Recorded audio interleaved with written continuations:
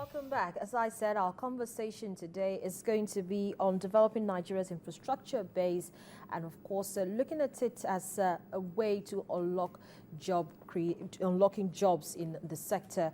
I'm being joined on the program now by the Head Development Finance of Heritage Bank, Mr. Segun Akonji, and a financial management consultant, Mr. Oji Udemezwe. I hope I got that right. Good morning, gentlemen, and thank you so much for coming in. Yeah, good morning.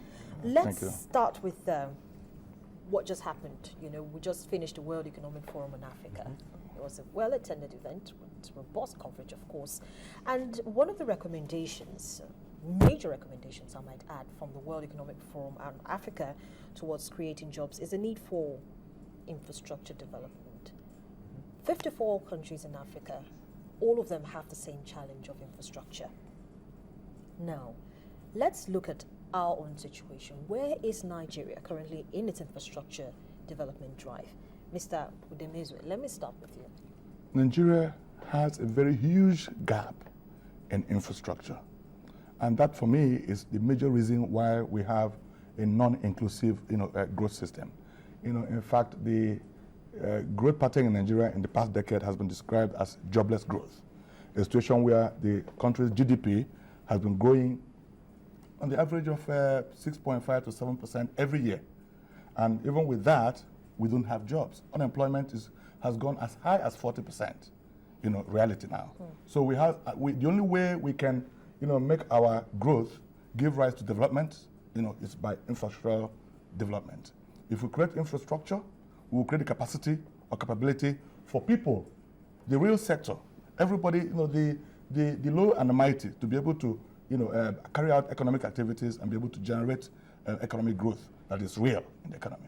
So we are not there at all, and that has been overemphasized in recent events, including the World Economic Forum that just held in Abuja. Mr. Akonji, development finance, it's a very crucial part of, this infrastructure drive and development that we're talking about.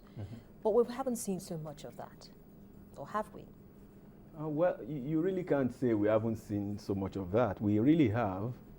But you see, it's a structure of governance and the transparency around governance that draws resources into a country.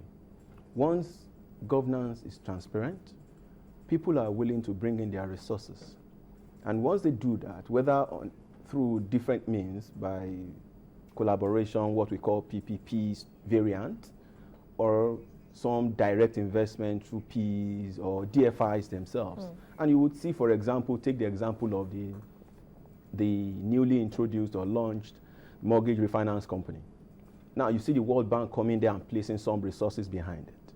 Then of course the Nigerian financial services system also put in some capital to support that kind of business, because people believe that it will support certain level of growth, creating an opportunity for people to be able to have access to homes. So this is how it works. Once the government is willing to create an enabling system, I don't like using that word, but it's something that we just have to use. What is an enabling system? In terms of law, in terms of giving assurance to the citizenry that the Commonwealth belongs really to all, and there is transparency and accountability. And it's simple. If we use 100, if you can tell me, for example, 100 liters of petrol comes into Nigeria and this is allocated, and it's not difficult to say, it's not turning your mouth, it's not making it difficult, it's not complex. Every Nigerian can tell you, can understand 1 + 1, make it as basic as that. Once it is that basic, people will work with government, they will pay their taxes. Then institutions outside Nigeria will see the buying of people and support to the government. This is what gives credence and legitimacy to governance. And once you have legitimacy of the people, getting investment becomes very easy, because people then know that there will be no crisis. Okay, Mr. Udemezwe, you wanted to add something? On the issue of getting finance for infrastructure development, it should be a combined collaboration of both the private sector and the public sector. Tunji Segun has quite rightly captured it. But I have a concern about our approach in this country. PPP, that's a public-private partnership, is something that we know that has worked in every part of the world. But in Nigeria, there seems to be some contention, some problem Even though we have the Infrastructure Concession Regulatory Commission, we have had all kinds of enabling regulatory and legal framework put in place, but they don't seem to be working. Why? We have just had about 2 key projects, and if you look at those projects like MM2, the Bicotney project, the airport project, and of course the Lekki Concessioning Commission Company, that's the project, the Lekki Expressway, you find that those are successful projects, and we need to repeat them in every part of the country, but that's not happening. So for me, we have to have government that is very willing to point strongly towards that PPP direction, and to be able to give out these projects to very willing and able private construction companies that can do this project excellently well. The banks are a bit constrained. We don't have capital market. There are so many issues. We don't have a well-developed capital market where we can create access long-term funds for infrastructural development. Well, they would argue with you. Right. The capital market operators would definitely argue with you, because you see they've come up with a couple of products that will encourage this long-term finance, low financing, that you're talking about in terms of developing the infrastructure base of the country. And so definitely they would argue in with Nigerian you. capital market, I beg to disagree. What you have is usually a very strong equity market where people come to trade shares in companies. Dangote, the Nigerian breweries, the GT Bank, and all of them. That's equity investment in existing companies in Nigeria.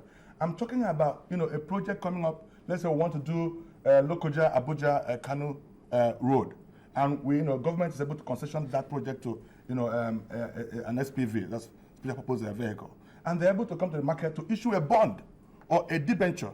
In Nigeria, bond for now, the bond market is nearly inexistent. Only a few municipal bonds issued by some state governments, and then once in a while you see one federal government has not even very much done much of bond issuing. In the private sector, don't issue bonds in Nigeria. When you talk about bonds in Nigeria, you talk about it's about public institutions. But we know debenture is just exactly as bonds, and we are meant to be issuing that. Tell me a company that has come out to successfully issue a debenture stock, like up to 10 years, 15 years, to raise a long-term stable fund to finance an infrastructure project. We don't have a strong capital market in Nigeria, and the ones we have are not deepened.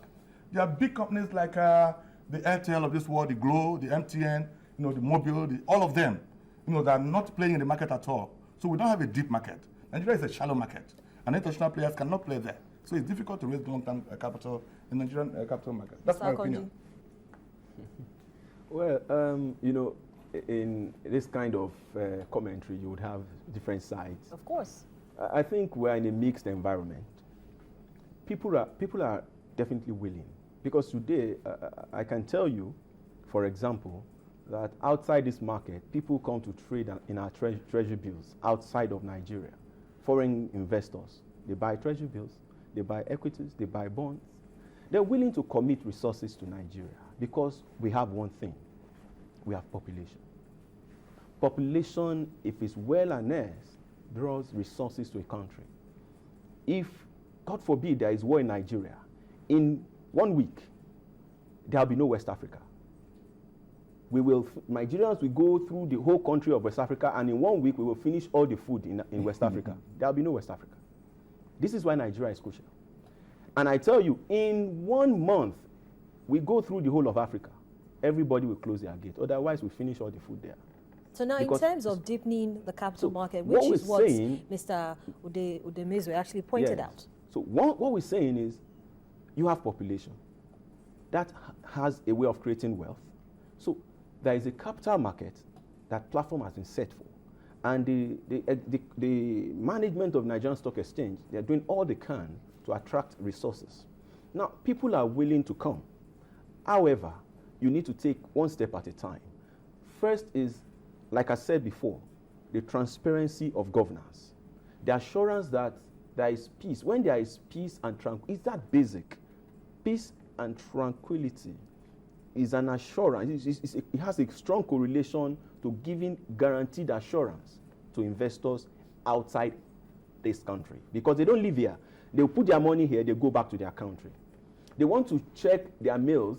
They want to read good news about Nigeria, and then they can jump up and say we are making something. But otherwise, once they can't have that level of assurance, They are careful about bringing money, so they play short.